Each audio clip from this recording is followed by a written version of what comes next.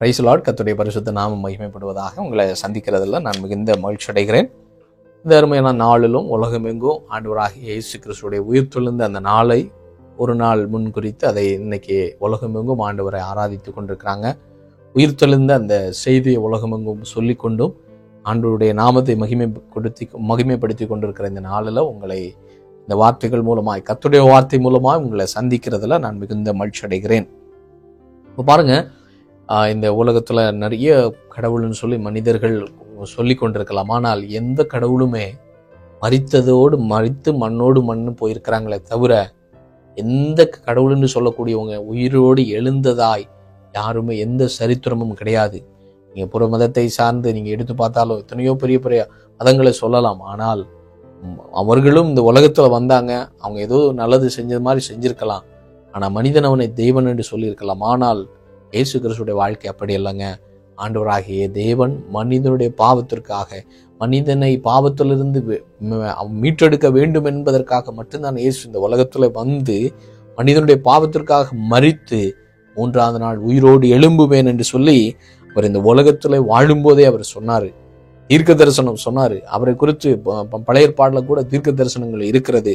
யோபு அவரை குறித்து தீர்க்க தரிசனம் சொல்லியிருக்கா. இப்படி பல காரியங்களை நம்ம பார்க்க போறோம். அதன் அடிப்படையில் இன்றைக்கு கர்த்தர் நம்மோடு பேசுகிறதான வார்த்தை மத்தேயு 28வது அதிகாரம் 6வது வசனம். அவர் இங்கே இல்லை, தாம் சொன்னபடியே உயிர்த்தெழுந்தார், கர்த்தரை வைத்த இடத்தை வந்து பாருங்கள். ஆமென். ஜெபிக்கலாம். பரிசுத்த பிதாவே, நீர் எங்க கூட பேசுங்கப்பா.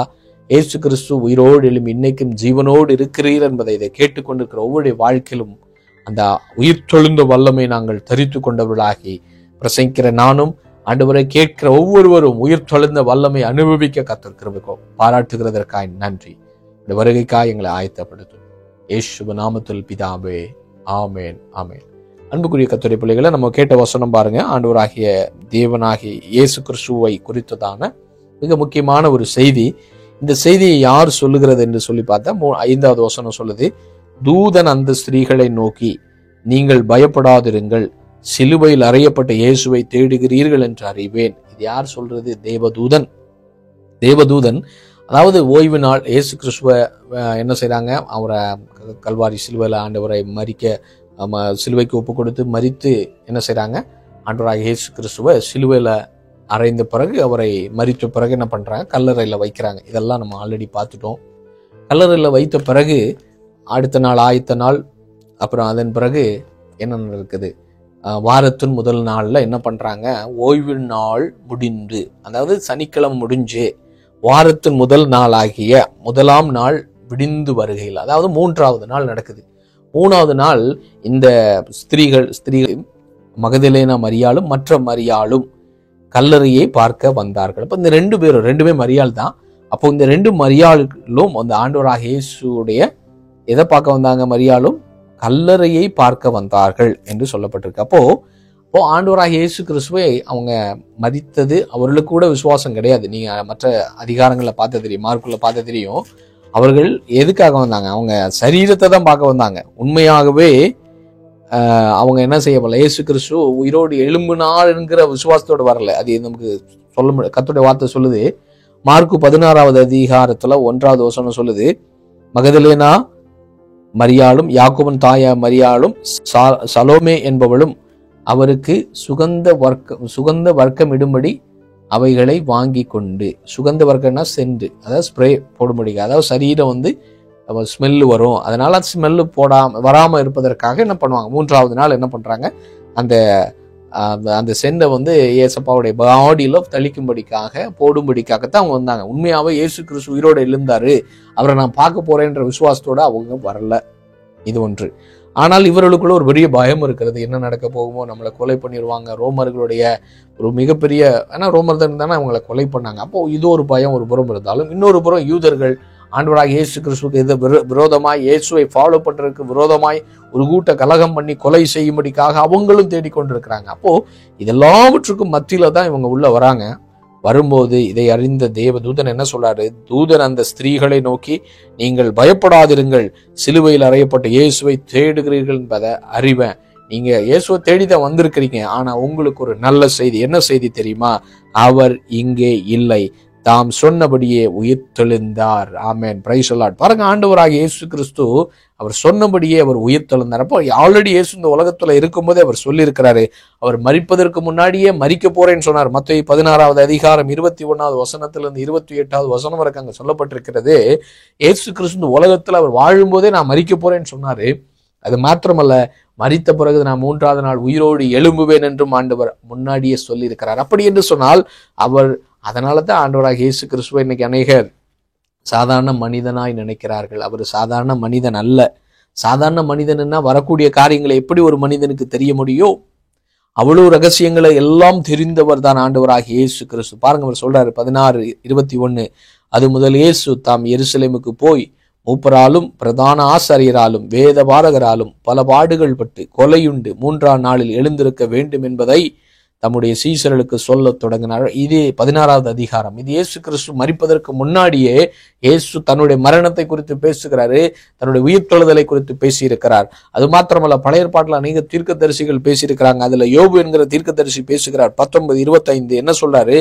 என் மீட்பர் உயிரோடு இருக்கிறார். அப்படின்னா அவருடைய மீட்பராகிய இயேசு கிறிஸ்து மரித்தவர் தான் அவர் மீட்பர் என்று சொல்லப்பட்டிருக்கிறார். அவர் மீட்பர் மரிப்பார், ஆனால் மரித்ததோடு நின்று விட மாட்டார். அவர் உயிரோடு எழும்பி உயிரோடு இருப்பார் என்று சொல்லி, என யார் சொன்னது?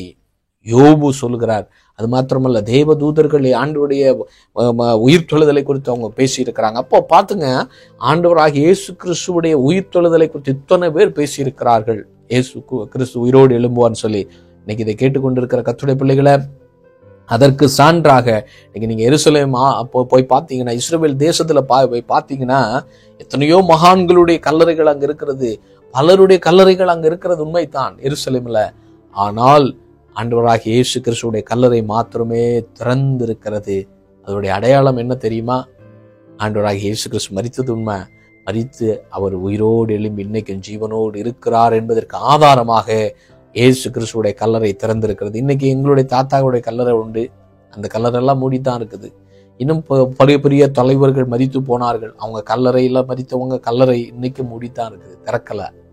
ஆனால் இந்த உலகத்துல மனிதனுடைய பாவங்களுக்காக, பாவங்களை போக்கும்படிக்காய் வந்த ஆண்டவராகிய இயேசு கிறிஸ்துவுடைய கல்லறை இன்றைக்கும் என்ன எப்படி இருக்குது? கல்லறை திறந்து தான் இருக்கிறது. அன்புக்குரிய கர்த்தருடைய பிள்ளைகளை, இது எதை காண்பிக்கிறது அப்படின்னா, இயேசு கிறிஸ்து இன்னைக்கும் மரித்தார் உண்மைதான், மரித்து உயிரோடு எழும்பி இன்னைக்கும் ஜீவனோடு இருக்கிறார் என்பதைத்தான் ஆண்டவராக இயேசு கிறிஸ்து அந்த செய்தியை சொல்லும்படிக்காகத்தான் ஆண்டவர் என்ன பண்ணியிருக்கிறாரு? அவருடைய கல்லறை இன்னைக்கும் சாட்சியாக வைத்திருக்கிறாங்க.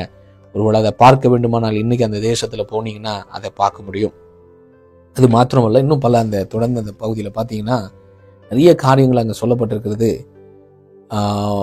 இதை அந்த கல்லறையெல்லாம் ஆண்டவராகிய இயேசு கிறிஸ்துவ கல்லறையில் வைக்கிறாங்க. கல்லறையில் வைத்து அதை காவல் பார்க்கும்படிக்காக ரோமர்கள் அங்கே ஆட்களை வைத்துட்டு தான் போனாங்க, சும்மாலாம் போகலை. 11வது வசனம் சொல்லுது, அவர்கள் போகையில் காவல் சேவகரிடத்தில் சிலர் நகரத்துக்குள்ளே வந்து நடந்த யாவற்றையும் பிரதான ஆசாரியருக்கு அறிவித்தார்கள். இவர்கள் மூப்பரோட கூடி வந்து ஆலோசனை பண்ணி சேவகருக்கு வேண்டிய பணத்தை கொடுத்து, நாங்கள் நித்திரை பண்ணுகையில் அவனுடைய சீசர்கள் ராத்திரியிலே வந்து அவனை களவாய் கொண்டு போய்விட்டார்கள் என்று சொல்லுங்கள். அப்படின்னா ஆண்டவராக இயேசு கிறிஸ்துவோடைய சரீரம் அங்கே காணல, அவர் உயிரோடு எழும்பினார். அவருடைய சரீரத்துல காயங்கள் இருக்கிறது. அவர் ஆண்டவராக இயேசு கிறிஸ்து தன்னுடைய கர்த்தருடைய பிள்ளைகளுக்கு அவர் என்ன செய்யறாரு? அவர் தன்னை காண்பிக்கிறாரு, தான் ஜீவனுள்ளதா இருக்கிறேன் என்று சொல்லி காண்பிக்கிறாரு. ஆனால் இதை என்ன நடக்குதுன்னா, இதை இந்த போர் சேவகர்கள் என்ன செய்யக்கூடாது? இந்த காவல் காத்து கொண்டிருந்த காவல் சேவகர்கள் இதை பார்த்துட்டாங்க, இந்த சரீரம் அங்க இல்லைன்னு சொல்லி. ஆனா இதை எங்கும் போய் சொல்லிவிடாதபடிக்கு என்ன செய்யறாங்க? இவர்களுக்கு அந்த ரோமர்களும் அந்த யூத மற்றவர்களுக்கு, இந்த இயேசு கிறிஸ்துக்கு விரோதமா இருந்த யூதர்கள் என்ன செய்யறாங்க? அவங்க இயேசுவை என்ன செஞ்சாங்க? அவருடைய சரீரத்தை களவாய் எடுத்துட்டு போயிட்டாங்கன்னு சொல்லி பொய் சொல்லுங்கன்னு சொல்லி அவங்களுக்கு பொய் சாட்சிகளை சொல்லி சொல்றாங்க. ஆனால் இதெல்லாம் வெளியில என்ன வந்துருச்சு? இதெல்லாம் குட் நியூஸாக ஆண்டவர் இயேசு கிறிஸ்து உயிரோடு எழும்பினார் என்று சொல்லி ஆண்டவர் அந்த ஸ்திரீகளுக்கு அதன் பிறகு காண்பிக்கிறாரு. அதன் பிறகு அந்த 12 சீடர்கள்ல 10 சீடர்களுக்கு தன்னை வெளிப்படுத்துகிறார். இப்படி ஆண்டவருடைய அந்த தரிசனம் தன்னை வெளிப்படுத்தி அநேகருக்கு தன்னை உயிருள்ளவராக, மரித்தது உண்மைதான், ஆனால் நான் உயிரோடு எழும்பினேன் என்று சொல்லி தன்னை ஆண்டவராக இயேசு கிறிஸ்து தன்னுடைய காயத்தோடு அந்த ஜனங்களுக்கு தன்னை வெளிப்படுத்துகிறார் என்று சொல்லி தொடர்ந்து அந்த வசனங்கள் நமக்கு சொல்லுகிறது. அப்படி என்று சொன்னால் இயேசு கிறிஸ்து மரித்தது உண்மைதான், ஆனால் அவர் மரித்து மண்ணோடு மண்ணாய் போகவில்லை. அவர் மரித்து உயிரோடு எழும்பி இன்றைக்கும் அவர் ஜீவனோடு இருக்கிறாரு. அதை அறிந்த கர்த்தருடைய பிள்ளைகளாய் நீங்களும் நானும் நாம் என்ன செய்ய வேண்டுமாம்? அவர் இன்னைக்கும் ஜீவனோடு இருக்கிறார் என்பதை நம்ம அறிந்து உணர்ந்து, அவர் இன்னைக்கு ஆவியா இருக்கிறார். அவருடைய சரீரத்தில் அவரை பார்க்க முடியாது. நான் பேசுறது நான் ஆவியில தான் பேசிட்டு இருக்கிறேன். ஒரு மனிதன் சரீரத்துல இருக்கிறான், ஆனால் சரீரத்துக்குள்ள அவனுக்குள்ள ஆவி ஆத்மா இருக்கிறது. இந்த ஆவி ஆத்மாவும் தேவனோடு கூட கனெக்டடா இருக்கும். அந்த ஆவியை பெற்று, அந்த தேவனும் ஆவியா இருக்கிறார், மனிதனும் குள்ளும் ஆவி இருக்கிறது. என்னுடைய ஆவியும் தேவனுடைய ஆவி ஒன்றாய் கலந்து இந்த உலகத்துல பரிசுத்தமாய் வாழ வேண்டும் என்று சொல்லி கர்த்தர் விரும்பித்தான். இப்படியாக நமக்கு ஆண்டு ஒவ்வொரு நாளும் அவருடைய வசனத்தின் மூலமாய் நமக்கு கற்றுக் கொடுத்து நம்மோடு கூட பேசி கொண்டிருக்கிறார். அதனால இயேசு கிறிஸ்து உயிரோடு எழும்பினது உண்மை. பாருங்க, இயேசு கிறிஸ்து எதற்காக உயிரோடு எழும்ப வேண்டும்? அதுக்கு ஒரு 3 காரியத்தை மட்டும் நான் சொல்லி முடிக்க விரும்புகிறேன். பாருங்க, இயேசு கிறிஸ்து எதற்காக அவர் எழும்ப வேண்டும் என்று சொன்னால், முதலாவது காரியம் கொலோசியர் 2வது அதிகாரம் 14வது வசனம். இயேசு கிறிஸ்து எதற்காக உயிரோடு எழும்பணும்? மரித்ததோடு போயிருக்கலாமே, அவர் ஏன் உயிரோடு எழும்பணுமா? 2:14 சொல்லுது, நமக்கு எதிரடியாகவும் கட்டளைகளால் நமக்கு விரோதமாகவும் இருந்த கையெழுத்தை குலைத்து அதை நடுவிலிருந்து எடுத்து சிலுவையின் மேல் ஆணி எடுத்து துரைத்தனங்களையும் அதிகாரங்களையும் உரிந்து கொண்டு வெளியரங்கமான கோலமாக்கி அவைகளின் மேல் சிலுவையில் வெற்றி சேர்ந்தார். அப்படி என்று சொன்னால், நாம் பாவத்தை ஜெயிக்கும்படிக்காக, அதாவது பாவத்தை ஜெயித்து, அது மாத்திரமல்ல மரணத்தை ஜெயிக்கும்படிக்காக, சாத்தானை ஜெயிக்கும்படிக்காக ஆண்டவராக இயேசு கிறிஸ்து இந்த 3ஐயும், பாவத்தை ஜெயித்தாரு, அப்புறம் சாத்தானை ஜெயித்தாரு, மரணத்தை ஜெயித்தார். இந்த 3ஐயும் ஜெயித்தது கூட அடையாளம் தான் அவர் உயிரோடு எழும்பினார். ஏனென்று சொன்னால், ஆதாம் ஏவாளுடைய நாட்கள்ல மனிதன் மரித்து பாதாளத்துக்கு தான் போக வேண்டும். ஆனால் இயேசு கிறிஸ்துடைய மரணம், மரித்து உயிரோடு எழும்பி அந்த மரணத்தை ஜெயித்து, அந்த ஜெயத்தை உங்களுக்கும் எனக்கும் கொடுக்கும்படிக்காக, நமக்கு இனி பாவத்தின் மேல ஜெயத்தை கர்த்தர் கொடுத்திருக்கிறார், மரணத்து மேல கர்த்தர் நமக்கு ஒரு ஜெயத்தை கொடுத்திருக்கிறார், சாத்தான் மேல ஒரு ஜெயத்தை கொடுத்திருக்கிறார். அதை கொடுக்கும்படிக்காகத்தான் அவர் உயிரோடு எழும்பினார். ஒரு உயிரோடு எழும்பாமல் இருந்திருந்தால் இந்த அதிகாரம் நமக்குள்ள செயல்படாதுங்க. அதனால அவர் உயிரோடு எழும்பி இருக்கிறார். அன்றைக்கு பாருங்க, ஆண்டவராக இயேசு கிறிஸ்துவுடைய நற்செய்தியை அவர்கள் பேசும்போது அவங்க எதை முக்கியமாய் பேசுறாங்க? இயேசு கிறிஸ்துவுடைய மரணத்தை முக்கியமாய் பேசுனாங்க. 1, 2வது மரித்து 3வது நாள் உயிரோடு எழுந்தாருங்கிற அந்த செய்தியை அந்த யூத ஜனங்களுக்கும் சரி, கிரேக்க ஜனங்களுக்கும், ரோமர்களுக்கும் அன்றைக்கு முதல் நூற்றாண்டிலிருந்து அதை பிரசங்கித்ததுனால தான் கோடியான ஜனங்கள் இயேசுவை அறிந்து கொண்டு, இன்னைக்கு 300 கோடி ஜனங்கள் இயேசுவை அறிந்து கிறிஸ்தவர்களா இருக்கிறாங்க. காரணம், அவருடைய கிறிஸ்தவத்துடைய பேசிக்கே, கிறிஸ்தவத்தோட மிக முக்கியமான நற்செய்தி என்னது? இயேசு கிறிஸ்து மரித்தார், 3வது நாள் உயிரோடு எழும்பினார். இந்த 2 மிக முக்கியம். இந்த 2 காரியத்தை நீங்க அறியலைன்னா உண்மையான சத்தியமே கிடையாது, உண்மையான சுவிசேஷமே கிடையாது. இந்த 2 தான் உண்மையான சுவிசேஷம். அதை சார்ந்து இன்னொன்று, அவர் மறுபடி வரப்போகிறார். அதாவது இன்னைக்கு இந்த 2 காரியங்கள் நடந்து முடிந்தது. ஒன்றுக்காக நம்ம காத்து கொண்டிருக்கிறோம், அவருடைய வருகை. அவர் சீக்கிரமாய் வரப்போகிறார் என்று சொன்னவர் அவர் சீக்கிரமாய் வரப்போகிறார். அப்போ இதை கேட்டுக்கொண்டிருக்கிற கர்த்தருடைய பிள்ளைகளை, ஒருவேளை நீங்க இயேசு அறியாத ஒரு குடும்பத்துல இருந்து, இயேசுவை இதுவரையில் நான் கேள்விப்பட்டதே இல்லை, உண்மையாவே உயர்த்தெழுந்திருக்கிறது உண்மையா அப்படின்னா பல கேள்விகளோடு இருப்பீங்கன்னா, இன்றைக்கு ஆண்டவர் உங்களோடு பேசி கொண்டிருக்கிறார். உயிர்த்தெழுந்த ஆண்டவர் இன்னைக்கு அநேகருக்கு தரிசனம் கொடுத்து கொண்டிருக்கிறார். கடந்த நாள்ல நான் ஒரு செய்தியை கேட்டேன். இந்த மத்திய கிழக்கு நாடுல இருக்கிறதான ஒரு ஈரான் என்கிற தேசம், அன்றைக்கு வேதத்துல சொல்லப்பட்ட பெர்சிய தேசம் இன்றைக்கு ஈரான் என்று அழைக்கப்படுகிறது. பாருங்க, அந்த தேசத்துல அநேக இஸ்லாமியர்கள் ஆண்டவரை அறியாதவர்கள் தான். ஆனால் அநேகருக்கு இன்னைக்கு ஆண்டவராக இயேசு கிறிஸ்து தன்னை வெளிப்படுத்துகிறார், தரிசனமாகிறார். நான் தான் மெய்யான தெய்வம். தன்னுடைய கரங்களை அவர் காண்பித்து, நான் உங்களுக்காக நான் ரத்தம் சிந்திருக்கிறேன் என்று சொல்லி, மரித்தேன் ஆனாலும் உயிரோடு இருக்கிறேன், சதா காலங்கள் உயிரோடு இருக்கிறேன்னு சொல்லி அநேக ஜனங்களுக்கு தன்னை வெளிப்படுத்தி, இன்னைக்கு என்ன நடந்துட்டு இருக்கு? அநேக ஜனங்கள் இயேசுவை அறிந்து கொண்டு இருக்கிறாங்க. அதனால இதை கேட்டுக்கொண்டிருக்கிற கர்த்தருடைய பிள்ளைகளை, நீங்க நினைத்து கொண்டிருக்கலாம், இயேசு உண்மையா மரித்தாரா, உண்மையா உயிரோடு எழும்பினாரான்னு நினைத்து கொண்டு சந்தேகத்தோடு இருக்கிறாயா? இதை விசுவாசி. இந்த சத்தியத்தை நீங்கள் விசுவாசிக்கும் போது, இந்த உண்மையை நீங்க விசுவாசிக்கும் போது, ஒருவேளை உங்க வாழ்க்கையில இருக்கிற எந்த பாடுகளா இருக்கலாம், எந்த போராட்டங்களா இருக்கலாம், எந்த சாபமா இருக்கலாம், எந்த பிசாசின் போராட்டமா இருக்கலாம், எத்தனை விதமான மரண கண்ணிகளா இருக்கலாம், ஆண்டவர் அந்த உயிர்த்தெழுந்த வல்லமே நீங்க விசுவாசிக்க உங்க வாழ்க்கையில் ஒரு பெரிய மாற்றத்தை கர்த்தர் இன்றைக்கு தரப்போகிறார். 1. 2வது, எதற்காக அவர் உயிரோடு எழும்பினார்? 2வது செய்தி என்ன அப்படின்னா, ஒரு எதற்காக உயிரோடு எழும்பினாரா? யோவான் 10வது அதிகாரம் 17-18 சொல்லுகிறது, அவர் தன்னை தேவன் என்பதை காண்பிக்கும்படிக்காக அநேகர் சந்தோஷப்பட்டாங்க. சிலுவையில இயேசு கிறிஸ்து இருக்கும்போது சொன்னாங்க, இறங்கி வா, சிலுவையிலிருந்து இறங்கி வா என்று சொல்லி. அப்ப நான் நம்புவேன்னு சொன்னாங்க. அநேக அவரை குத்துனவர்கள் சொன்னார்கள், அவரை அடித்தவர்கள் சொன்னார்கள், யூதர்களும் சொன்னார்கள், சிலுவையிலிருந்து இறங்கி வா, நான் அப்பொழுது என்ன செய்வேன், நான் தெய்வனை நான் நம்புவேன், இயேசுவை நான் நம்புவேன்னு சொன்னாரு. ஆனால் அதெல்லாம் பேசாம இருந்தார். ஏன் என்று சொன்னால், சிலுவை மூலமாகத்தான் உனக்கும் எனக்கும், உங்களுக்கும் எனக்கும் மீட்புண்டு என்பதை அவர் அறிந்திருந்தார். ஒருவேளை சிலுவையில் இறங்கி வந்து அவர் மரிக்காமல் இரத்தத்தை முழுமையாக சிந்தாமல் போயிருந்தால் என்ன நடந்திருக்கும்? உங்களுக்கு எனக்கு மீட்பை கொடுக்க முடியாது. உங்க பாவம் என் பாவம் முற்றிலுமாய் கடைசி சொட்டு ரத்தம் வரை சிந்தப்பட்டால் தான், ஒரு சொட்டு ரத்தம் இல்லாமல் எல்லா ரத்தத்தையும் சிந்தினால் மட்டும்தான் உங்களுக்கும் எனக்கும் பாவம் மன்னிப்பு உண்டாகும். அதை அவர் அறிந்ததுனாலதான் அன்னைக்கு அவன் சொல்லும் போது, சிலுவையில உட்கார்ந்திருந்த நீடிய பொறுமை உள்ளவராய், இன்னைக்கு சொல்லுப்பா, 3 நாள் தாண்டி நான் வரேன், நீ கேட்டாயே இறங்கிவான்னு சொன்னியே, நான் பாதாளத்திலிருந்து ஏறி உயிரோடு வருவேன் என்று சொல்லி அவள் வைராக்கியத்தோடு 3ஆவது நாள் ஜெயம் பெற்றவராய் வந்தாருங்க. அதுதான் சொல்லுறது யோவான் 10:17 இப்படியாய் சொல்லுகிறது, நான் என் ஜீவனை மறுபடியும் அடைந்து கொள்ளும்படிக்கு அதை கொடுக்கிறபடினால் பிதா என்னில் அன்பா இருக்கிறார். பிதாவுடைய சித்தம், பிதாவுடைய கட்டளை. அப்போ அவர் தான் அந்த ஜீவனை மறுபடியும் அடைந்து கொள்ளும்படிக்காக தன்னுடைய ஜீவனை கொடுத்தார். 18 சொல்லுது, ஒருவனும் அதை என்னிடத்திலிருந்து எடுத்துக்கொள்ள மாட்டான், நானே அதை கொடுக்கிறேன், அதை கொடுக்கவும் எனக்கு அதிகாரம் உண்டு, மறுபடியும் எடுத்துக்கொள்ளவும் எனக்கு அதிகாரம் உண்டு. இந்த கட்டளை என் பிதாவிடத்து பெற்றுக்கொண்டு கொடுக்கிறதுக்கு ஜீவனை கொடுத்தாரு. மரணத்துக்கு உள்ள ஊன்றி தன்னுடைய வாழ்க்கையை, தன்னுடைய ஆத்மாவை மரணத்தின் மூலமாய் தன்னை ஒப்பு கொடுத்தார். பாவமாக்கப்பட்டார், உண்மைதான். சிலுவையில மரித்தார், உண்மைதான்.